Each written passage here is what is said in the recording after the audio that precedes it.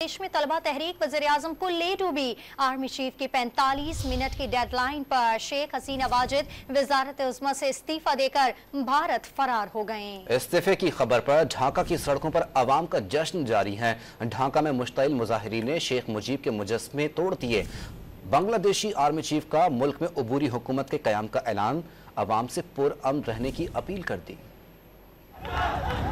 बांग्लादेश के तलबा का एहतजाज रंग ले आया। एक माह से जारी पुरतशद्दुद मुजाहिरों और सैकड़ों हलाकतों के बाद बांग्लादेशी वजीर आजम शेख हसीना वाजिद इस्तीफा देकर मुल्क छोड़ गए। भारतीय मीडिया के मुताबिक शेख हसीना वाजिद मुस्ताफी होने के बाद हमशीरा की हमरा भारत पहुँच गयी। भारत से वो लंदन या किसी यूरोपीय मुल्क रवाना होंगी। भारत में मौजूद बांग्लादेशी हाई कमीशन ने वजीर आजम शेख हसीना वाजिद के मुस्ताफी होने की तस्दीक की। हसीना वाजिद के इस्तीफे की खुशी में बांग्लादेश में कर्फ्यू के बावजूद लाखों शहरी सड़कों पर निकल आए और जश्न मना रहे हैं।